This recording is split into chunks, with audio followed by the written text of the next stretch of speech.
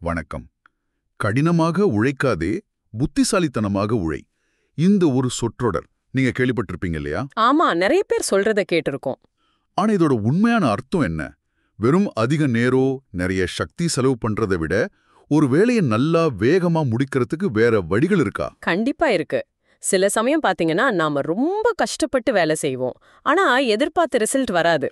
அது ஏன் அப்படின்னு யோசிச்சிருக்கீங்களா? சரி, இதை பத்தி கொஞ்சம் ஆழமா பேசலாமாங்க. ஹம், நிறைய பேர் இந்த கடின உழைப்பை ரொம்ப நம்புறாங்க. அது முக்கியம்தான், மறுக்கல. ஆனா சில சமயம் நாம வேலை செய்யற விதம் தான் பிரச்சனையா இருக்குமோ? மிகச்சரியா சொன்னீங்க. இங்க ஒரு சுவாரஸ்யமான விஷயம் என்னன்னா, முயற்சியோட அளவு மட்டுமே வெற்றியை முடிவு பண்றதில்ல.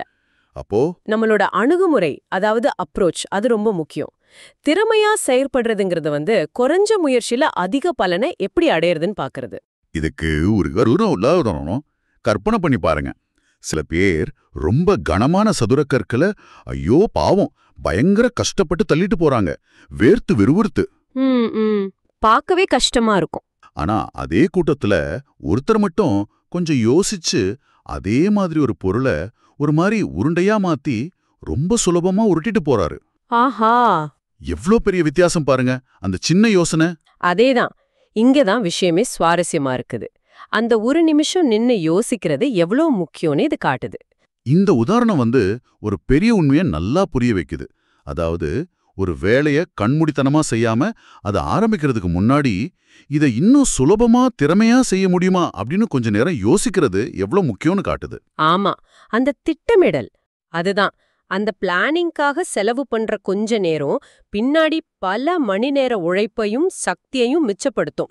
புது வழிகளை கண்டுபிடிக்கவும் தூண்டும். இப்படிதான் செய்யணும்னு நாமளே நினைச்சுக்கிறத கேள்வி கேட்க வைக்கும். அப்போ நம்ம அன்றாட வாழ்க்கையில இதை எப்படி பயன்படுத்தலாம்?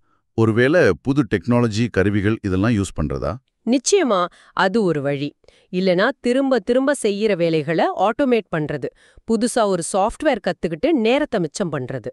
ஓ, அனுபவம் இருக்கிறவங்க கிட்ட யோசனை கேட்கறது, இல்ல வேலையை கொஞ்சம் டெலிகேட் பண்றது, இதெல்லாம் கூட இதுல வருமா? கண்டிப்பா வரும். எது உங்க வேலையை இன்னும் திறமையா பயனுள்ளதா மாத்துதோ அது எல்லாமே புத்திசாலித்தனமான உழைப்பு தான். சரி சரி. இது நேரத்தையும் சக்தியும் மிச்சப்படுத்துறது மட்டும் இல்ல, மன அழுத்தத்தையும் குறைக்கும் பாருங்க. தேவையற்ற வேலைகளை நீக்கிட்டா முக்கியமான விஷயங்கள்ல கவனம் செலுத்தலாம்.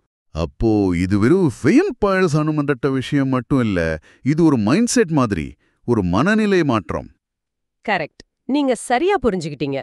நான் எவ்வளவு நேரம் வேலை செஞ்சேங்கிறத விட நான் என்ன சாதிச்சேன் அப்படிங்கறதுல கவனம் செலுத்துறது.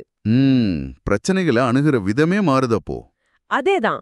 ஒரு சவால் வரும்போது ஐயோ இதை எப்படி முடிக்கிறதுன்னு பதட்டப்படுறதுக்கு பதிலா இதை எப்படி இன்னும் ஸ்மார்ட்டா குறைஞ்ச சிரமத்துல முடிக்கலாம்னு யோசிக்கிறது. இது நம்ம கட்டுப்பாட்டுல வேலை இருக்கிற மாதிரி ஒரு உணர்வை கொடுக்கும் இல்லையா? நிச்சயமா. தேவையில்லாத விஷயங்கள்ல சக்தி வீணாகாம உண்மையான முன்னேற்றத்துக்கு இது வழிவகுக்கும். லாங் டர்ம்ல பாத்தீங்கன்னா நம்ம ப்ரொடக்டிவிட்டியும் சரி, மனநலமும் சரி, ரெண்டுமே நல்லா இருக்கும். ஆஹா, மொத்தத்துல நாம புரிஞ்சுக்கிட்டது என்னன்னா, குருட்டுத்தனமா உழைக்காம கொஞ்சம் நின்னு யோசிச்சு பிளான் பண்ணி சரியான கருவிகள், சரியான வழிகளை பயன்படுத்தி செய்யறது தான் புத்திசாலித்தனமான உழைப்பு. இது திறமைய பத்தினது, சோம்பேறித்தனத்தை பத்தினது இல்ல. ஆமா, இந்த சிந்தனைய இன்னும் ஒரு படி மேல கொண்டு போகலாம். வெறும் அன்றாட வேலைகளுக்கு மட்டும் இல்ல, உங்க வாழ்க்கையோட பெரிய இலக்குகள், இல்லனா நீங்க சந்திக்கிற பெரிய சவால்கள், இதுக்கெல்லாம் கூட இந்த புத்திசாலித்தனமா செயல்படுறதுங்கிற தத்துவத்தை எப்படி பயன்படுத்தலாம்? ஒரு நல்ல கேள்வி. உதாரணத்துக்கு, உறவுகளை மேம்படுத்துறதுல, இல்ல ஒரு புது ஸ்கில் கத்துக்கிறதுல கூட இது யூஸ் ஆகுமா? நீங்க யோசிச்சு பாருங்க. இந்த வாரம் நீங்க ரெகுலரா செய்யற ஏதாவது ஒரு சின்ன வேலை எடுத்துக்கிட்டு இதை இன்னும் திறமையா செய்ய முடியுமா அப்படின்னு உங்களையே கேட்டு பாருங்க. ஒரு சின்ன மாற்றம் கூட பெரிய வித்தியாசத்தை உண்டாக்கலாம் இல்லையா? கண்டிப்பா. அந்த சின்ன மாற்றம் என்னவா இருக்கும்னு யோசிச்சு பாருங்க. இந்த ஆழமான சிந்தனையை தூண்டிய உரையாடலுக்கு ரொம்ப நன்றி. எங்களுடன் இணைந்த உங்களுக்கும் நன்றி.